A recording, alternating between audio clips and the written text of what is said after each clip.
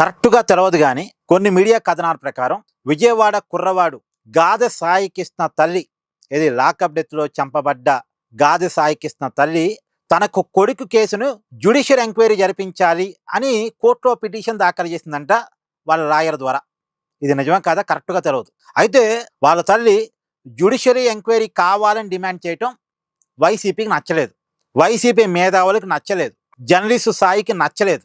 వాళ్ళు ఏమంటారు, CBI enquiry కావాలట. ఇప్పుడు సిబిఐ ఎంక్వైరీ కావాలనేది వైసీపీ ఆలోచన కావచ్చు, లేదు జర్నలిస్ట్ సాయి ఆలోచన కావచ్చు. కానీ అదే డిమాండ్ సాయికి తల్లి ఎందుకు పెట్టాలి? పోనీ వీళ్ళే ఒక స్క్రిప్ట్ రాసిచ్చి, అమ్మ నువ్వు ఈ ఎంక్వైరీ అడుగు, లేదు మేము ఒక స్క్రిప్ట్ రాసిస్తాం, దీన్ని మాత్రమే మీడియా ముందు చదువు, నువ్వు ప్రభుత్వాన్ని తిట్టాలి, చంద్రబాబు నాయుడు గారిని, పవన్ కళ్యాణ్ గారిని, ఆ రాజశేఖర్ బాబుని, వీళ్ళందరినీ తిట్టాలి, వీళ్ళే నీ కొడుకుని చంపారు అని చెప్పేసి నువ్వు అనాలి అని స్క్రిప్ట్ రాసిస్తే పోలే.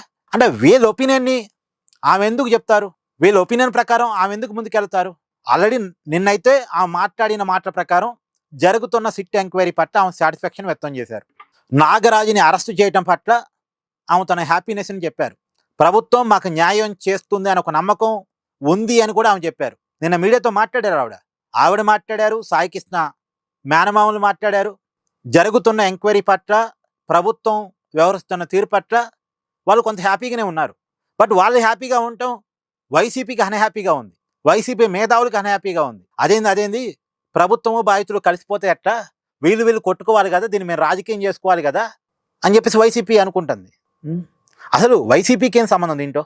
ఇప్పుడు చనిపోయిన సాయి కృష్ణ తల్లి, సాయి కృష్ణ మేనమామలు వాళ్ళు ప్రభుత్వంతో అప్రోచ్ అవుతున్నారు, ప్రభుత్వం వాళ్ళకి న్యాయం చేసే పనిలో ఉంది, ఎంక్వైరీ జరుగుతుంది. లేదు ఈ ఎంక్వైరీ మీద నమ్మకం లేదనుకోండి, వాళ్ళు జ్యుడిషియల్ ఎంక్వైరీ అడుగుతారు, సిబిఐ ఎంక్వైరీ అడుగుతారు, వాళ్ళ ఇష్టం అది. అంటే వాళ్ళ ఇష్టాన్ని కూడా వైసీపీ డామినేట్ చేసిద్దా? వాళ్ళు ఏం చెప్పాలో కూడా వైసీపీ చెప్పిద్దా? పోనీ సాక్షి పేపర్ నుంచి ఒక స్క్రిప్ట్ రాసిచ్చి పంపిస్తే పోయిద్ది కదా. లేదు వైసీపీ ఆఫీస్ నుంచి సజ్జల రామకృష్ణారెడ్డి గారు ఒక స్క్రిప్ట్ తయారు చేసి, అమ్మ ఇది మాత్రం నువ్వు చెప్పాలి అని చెప్తే పోలే. ఏంటండి పిచ్చితనం కాకపోతే. సో మొత్తానికి వాళ్ళ తల్లి జ్యుడిషియల్ ఎంక్వైరీ కావాలని అడుగుతున్నట్టుగా వార్తలు అయితే వస్తున్నాయి, తెలీదు. బట్ ఏ ఎంక్వైరీ జరిగినా మంచిదే.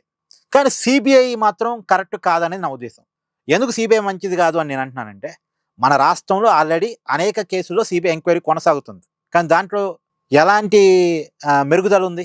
ఇప్పుడు ఎగ్జాంపుల్ వివేకానంద రెడ్డి గారి మర్డర్ కేసు 2021 నుంచి సిబిఐ ఎంక్వైరీ జరుగుతుంది. ఆ కేసులో ఏమైనా పురోగతి ఉందా?